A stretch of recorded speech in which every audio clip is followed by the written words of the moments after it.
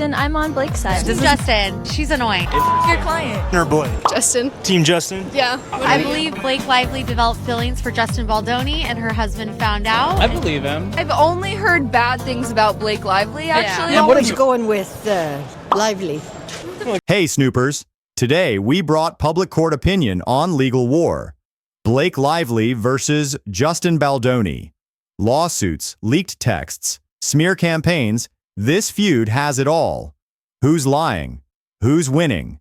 And why is the internet tearing itself apart over a basement, a breast pump, and a $400 million defamation lawsuit? But this isn't just about court filings. It's about the court of public opinion, where it isn't just watching, it's raging. Across TikTok, YouTube, and Instagram, armchair jurors are dissecting every text leak, courtroom tweet, and paparazzi clip to declare verdicts long before the trial begins. For Team Baldoni, Blake's downfall is karma. She weaponized Me Too to steal his movie, they argue, citing leaked messages where she allegedly joked about Oscar-worthy acting. And why are fans boycotting Blake's hair care line while Baldoni's indie film trends and people online calling her liar? The B word. And protesting against her comment bombing her new movie trailers for justice. Strap in, because this isn't just gossip. It's a masterclass in how Hollywood's elite weaponize scandals. And what's the power of public court? Welcome to the court of public opinion. We hear you. I'm never the type of person to not believe a woman. For that reason, I'm on Blake's side. Does this make me look like I hate women? No, we must be gender blind in these cases. Okay. Team Justin. She's annoying. And what's your defense for Mr. Baldoni? He's just trying to do his job. Maybe her career is over, she wants money, so she's trying to sue my client for money. Your client. The public's verdict is as divided as the drama itself.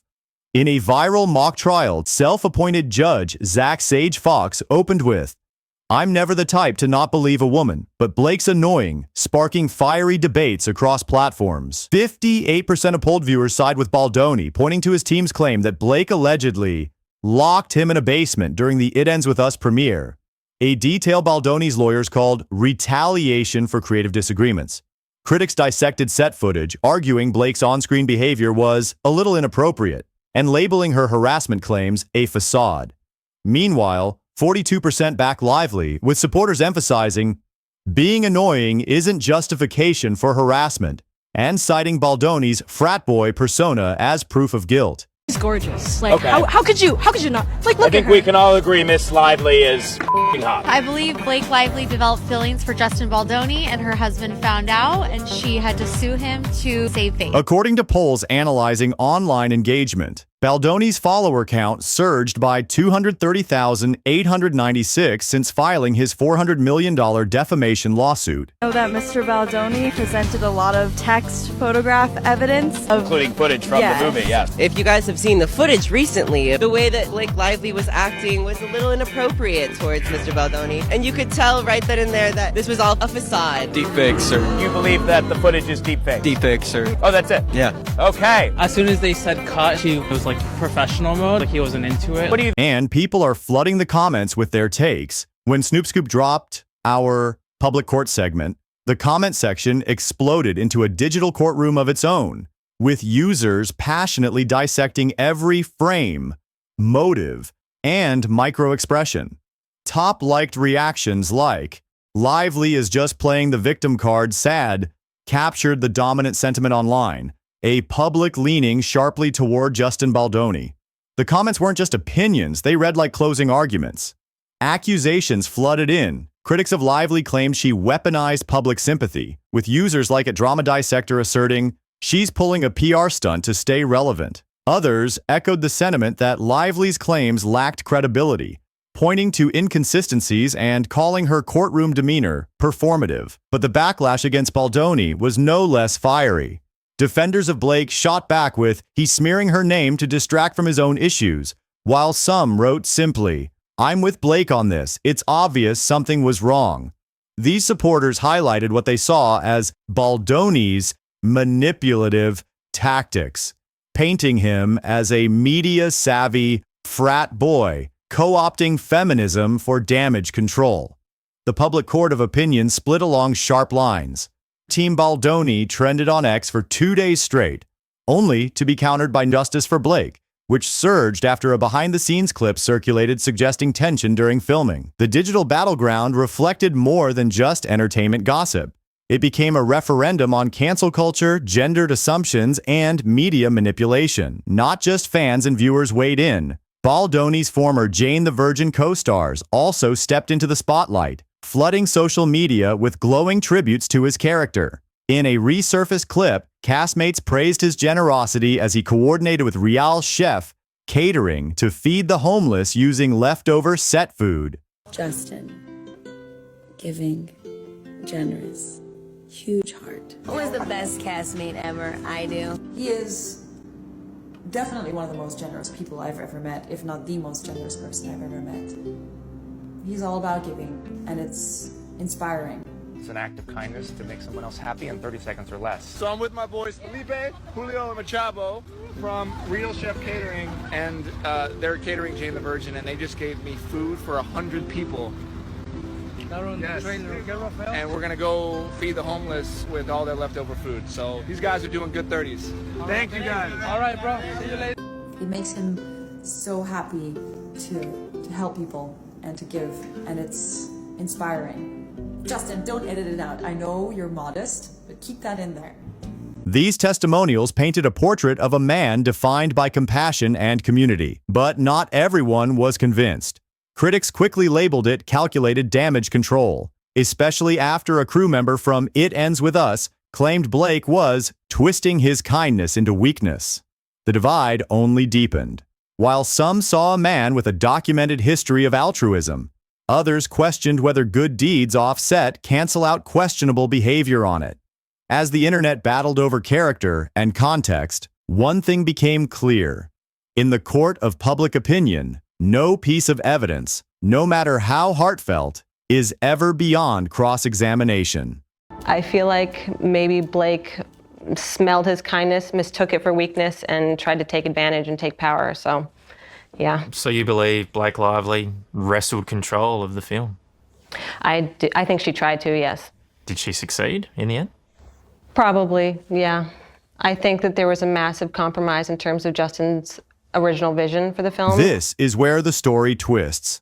In a bombshell 60 Minutes Australia interview, a storyboard artist claimed Blake hijacked the film, rewriting scripts and demanding Baldoni be barred from the set.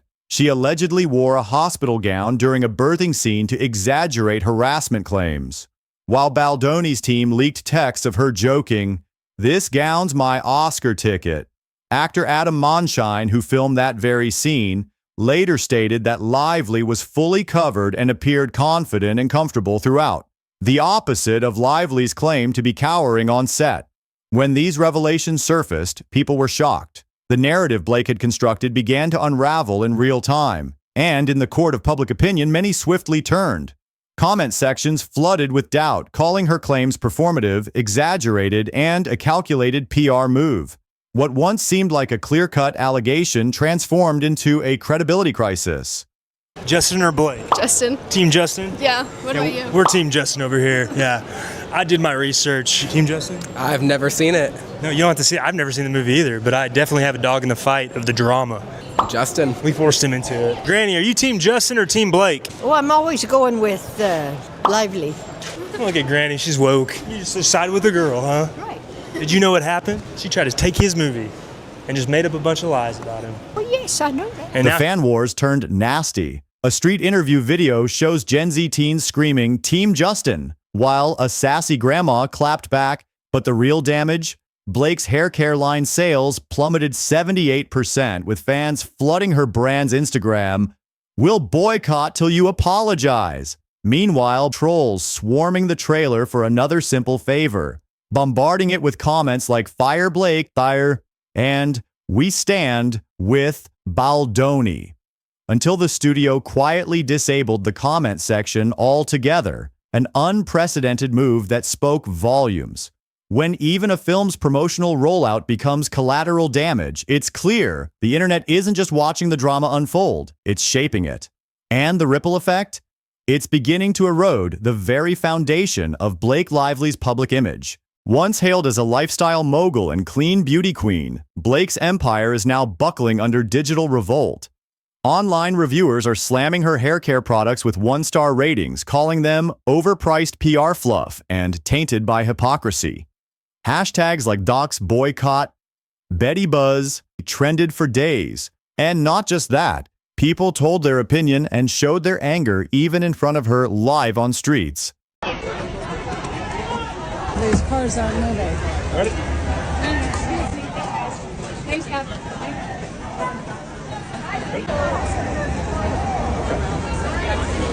How you doing, Blake? Thank you, guys. Kevin. Guys, watch. Come on, guys. Watch, guys. Come on, guys. Blake, over the shoulder, Blake. No, there's no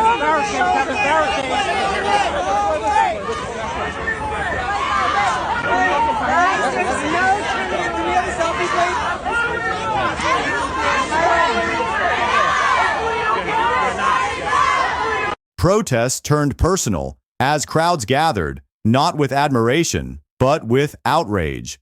Protesters shouted, "Justice for Justin," and shouted, "Liar," as Blake Lively was hurried past security and into the venue.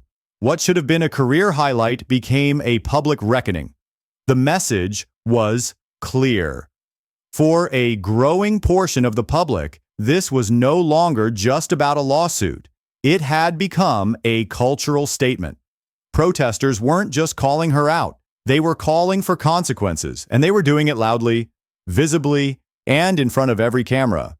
But to this point forward, there's been a lot of public damage, a lot of court of public opinion, a lot of brand equity damage. That's obvious. And I'm going on the record as saying, and Joe Fritzo, my publicist, is my witness, I said from day one, this is a botch job. And there you have it. Hollywood may have its courtrooms, but the public has its battlefield. In the court of public opinion, the jury doesn't whisper behind closed doors. They shout it from rooftops, tweet it with venom, and vote with their wallets. When Blake Lively's trailers get comment bombed and her product lines gather dust, it's not just noise, it's judgment. And when Justin Baldoni's indie film shoots to the top while hashtags torch his opponent, it's not just luck, it's a verdict. Because in today's world, no matter how rich, beloved, or A-list you are, the public doesn't just pass judgment, they enforce it. Loud and clear. So Snoopers, comment down your opinion on this, again, because your opinion matters.